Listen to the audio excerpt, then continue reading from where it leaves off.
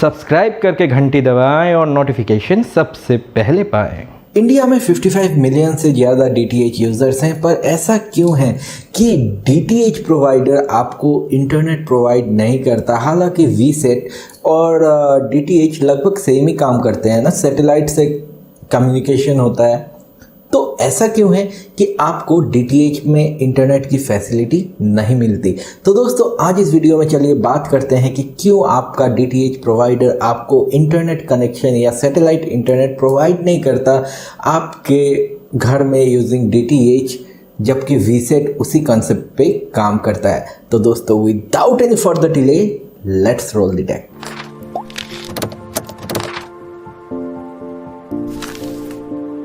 नमस्कार दोस्तों, आप सभी का स्वागत है टेकगिक्स में। मैं हूं गौरव और इस चैनल पे हम लोग बात करते हैं नई नई टेक्नोलॉजीज़ के बारे में।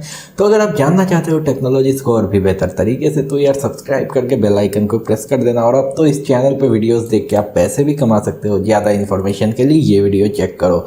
तो यार इंडिया में 55 मिलियन से ज़्यादा DTH यूज़र्स हैं और ऐसे में एयरटेल, टाटा स्काई ये सारे कर क्या रहे हैं। मतलब वो लोग एक और सर्विस शुरू कर सकते हैं ना इंटरनेट कनेक्शन की। कम से कम तो 30 मिलियन यूज़र्स इस चीज़ को ऑप्ट करेंगे और उनका फ़ायदा ही फ़ायदा। पर क्यों ऐसा नहीं होता। तो दोस्तों यहाँ पे बहुत समझने वाली बात है। तो सबसे पहले तो हम लोग बात करते हैं वीसेट काम कैसे करता है, वीसेट या सैटेलाइट इंटरनेट। तो बेसिकली क्या होता है, मान लो आप सैटेलाइट इंटरनेट कनेक्शन यूज़ कर रहे हो, आपने ऑप्ट इन किया है। तो ऐसे में आपको एक stream of radio frequency dedicate कर दिया जाता है और जिसमें आप अपलोड कर सकते हो या डाउनलोड कर सकते हो, कुछ भी आप कर सकते हो। और ऐसे में बेसिकली आप उस सैटेलाइट इंटरनेट को यूज़ कर सकते हो और यहाँ पे एक डेडिकेटेड स्ट्रीम मिलता है आपको। और यहाँ पे आपको डिपेंडेंट नहीं रहना पड़ता किसी नेटवर्क प्रोवाइडर के ऊपर, क्योंकि आप सैटेलाइट से कनेक्टेड हो, राइट। तो ऐसे में डाउन टाइम आपको मिलने के चांसेस नहीं है। पर बिल्कुल ऐसा नहीं है, ऐसे में आपको डाउन टाइम मिलने के चांसेस और ज़्यादा बढ़ जाते हैं। तो अगर हम लोग बात करते हैं वीसेट की, तो वीसेट सबसे पहले तो ख़राब वेदर में काम नहीं करता। मतलब अगर आपका वेदर ख़राब है तो वहाँ पे आप वीसेट यूज़ नहीं कर सकते। बादल हैं आसमान में, आपका सिग्नल आप तक पहुँचेगा नहीं। दूसरी चीज़, वीसेट में लेटेंसी आपको बहुत ज़्यादा मिलती है। वीसेट यूज़ किया जाता है रिमोट एरिया में जहाँ पे इंटरनेट पहुँचाने की कोई सुविधा नहीं है, वहाँ पे इंटरनेट पहुँचाने के लिए और बेसिक नीड्स को पूरे करने के लिए। लेकिन अगर हम लोग बात करते हैं हमारे normal day to day life के इंटरनेट कनेक्शंस जो हम लोग यूज़ कर रहे हैं, तो वहाँ पे सबसे पहले तो हम लोग ये देख सकते हैं कि हम लोगों को लेटेंसी बिल्कुल नहीं मिलता और मिलता है लेकिन बहुत कम लेटेंसी मिलता है। और उसके बाद अगर हम लोग बात करते हैं यहाँ पे बैंडविड्थ की, तो हम लोगों को मिल जाता है लगभग एवरेज में ही हम लोगों को 8-9 Mbps का मिल जाता है 4G कनेक्शन में।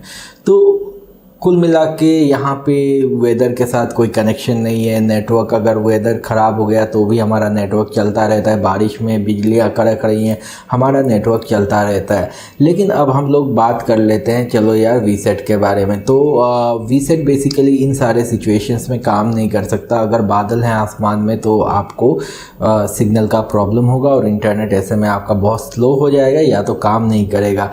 दूसरी चीज़ अगर हम लोग बात करते हैं लेटेंसी की, तो जैसे कि रेडियो फ्रीक्वेंसी का यूज़ किया जाता है। और अगर हम लोग बात करते हैं हमारे नॉर्मल इंटरनेट कनेक्शन के जो ग्राउंड पे हैं, वहाँ पे यूज़ किया जाता है फाइबर ऑप्टिक्स का। तो रेडियो फ्रीक्वेंसी लाइट से काफ़ी स्लो है और इसके वजह से आपको लेटेंसी बहुत ज़्यादा देखने को मिलता है। साथ ही अगर आप देखते हो ना, वीसेट अगर आप यूज़ करते हो तो पहले आपका डेटा जाता है सैटेलाइट को, फिर सैटेलाइट से आपके प्रोवाइडर को, फिर प्रोवाइडर से जाता है मेन सेंट्रलाइज्ड जो एक्चुअल टायर 1 प्रोवाइडर है इंटरनेट का, उसके पास फिर आपको रिस्पॉन्स मिलता है। तो बहुत ज़्यादा पाथ लंबा हो जाता है। तो यहाँ पे 1-2 सेकंड का यूजुअली लेटेंसी आपको देखने को मिल जाता है। और इस वजह से बेसिकली ये आप तो गेमिंग में पहले तो यूज़ नहीं कर सकते। दूसरी चीज़ आपको कंफर्ट नहीं मिलेगा। चलो ये तो हो गई लेटेंसी की बात। तो अब हम लोग बात कर लेते हैं जो DTH है या बेसिकली आपका डिश टीवी है वो काम कैसे करता है। तो बेसिकली DTH जो है वो यूज़ करता है KA बैंड्स को, और KA बैंड जो है वो 26.5 गीगाहर्ट्ज से लेके 40 गीगाहर्ट्ज के बीच में काम करते हैं। और ये बहुत प्रोन है वेदर को, मतलब अगर आपका वेदर ख़राब है ना तो ये सिग्नल्स आपको मिलेंगे नहीं। ऐसे में आपने देखा होगा जब वेदर ख़राब होता है तब आपको सिग्नल नहीं मिलता बेसिकली, और आप टीवी देख नहीं पाते। और ये जो प्रॉब्लम है सिग्नल ना मिलने का जब वेदर ख़राब है, इसको अभी टैकल करने के कोशिश में है जो टेलीकॉम DTH प्रोवाइडर्स हैं वो, और ये शायद बहुत जल्दी सॉल्व हो जाए। लेकिन यहाँ पे हम लोग बात कर लेते हैं कि कैसे एक्चुअली DTH काम करता है। तो यहाँ पे आपको KA बैंड जो होता है उसमें अगर हम लोग बात करते हैं तो आपको हाईएस्ट डाउनलोड स्पीड मिलता है 50 मेगाबिट पर सेकंड का, और अपलोड स्पीड मिलता है 20 मेगाबिट पर सेकंड का पर चैनल की बात कर रहा हूँ मैं। तो मान लो आपने बेसिकली एक DTH लिया कनेक्शन, तो क्या होता है पर चैनल एक DTH प्रोवाइडर के कई सैटेलाइट्स के साथ टाई अप होते हैं। नाउ जो DTH प्रोवाइडर है वो स्ट्रीम करेगा अलग अलग चैनल्स में, मतलब अलग अलग रेडियो फ्रिक्वेंसी के चैनल्स में अलग अलग टीवी चैनल्स को। तो बेसिकली आपका जो डिवाइस है वो सिर्फ रिसीव कर रहा है, तो आप कोई सिग्नल भेज नहीं रहे। और ऐसे में आप ही नहीं, वो जो चैनल है उसको देख रहे हैं लगभग लाखों यूज़र्स। मतलब आप अकेले उस टीवी चैनल को देख नहीं रहे हो, तो एक ही चैनल को यूज़ करके लाखों यूज़र को सर्व कर रहा है आपका DTH प्रोवाइडर। तो यहाँ पे कॉस्ट एफिशिएंसी बहुत ज़्यादा है। और अगर हम लोग बात करते हैं यहाँ पे लेटेंसी की, तो DTH अगर आप कनेक्शन यूज़ कर रहे हो या आप कोई भी टीवी चैनल देख रहे हो, तो अगर आप कोई लाइव शो देख रहे हो ना तो वो आपको 1-2 सेकंड बाद ही रीच कर रहा है। हालांकि हम लोग इस पे इतना ध्यान नहीं देते, लेकिन यहाँ पे हम लोगों को लेटेंसी देखने को मिलता है। और इस चीज़ से ऐसे व्यूइंग एक्सपीरियंस में हम लोगों को कोई फ़र्क नहीं पड़ता, क्योंकि हमारा तो बफर भी नहीं हो रहा है, कुछ भी नहीं हो रहा है। और यहाँ पे बफर ना होने का सबसे बड़ा जो रीज़न है वो ये है कि आपके लिए एक सिंगल डेडिकेटेड चैनल नहीं है। बेसिकली सारे लोगों को जो वो टीवी चैनल देख रहे हैं उनको एक रेडियो फ्रिक्वेंसी का चैनल डेडिकेट कर दिया गया है, और वो लोग उस रेडियो फ्रिक्वेंसी के चैनल को यूज़ करके वो चैनल्स देख रहे हैं। तो बेसिकली यहाँ पे अपलोड कुछ नहीं है, आपके लिए यूनिक सा एक पाथ नहीं क्रिएट किया गया कि आप डाउनलोड एंड अपलोड कर पाओ।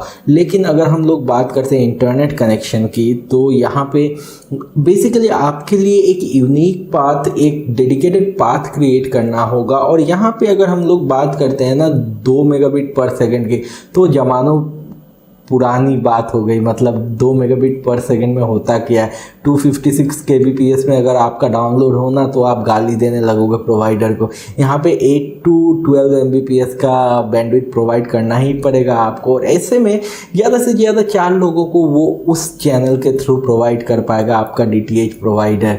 तो ऐसे में ये कंसेप्ट बहुत ही कॉस्टली पड़ जाता है, और ऐसे में आपको बहुत ज़्यादा पैसा पे करना पड़ेगा अगर आप सैटेलाइट इंटरनेट को यूज़ करते हो अपने DTH कनेक्शन के थ्रू।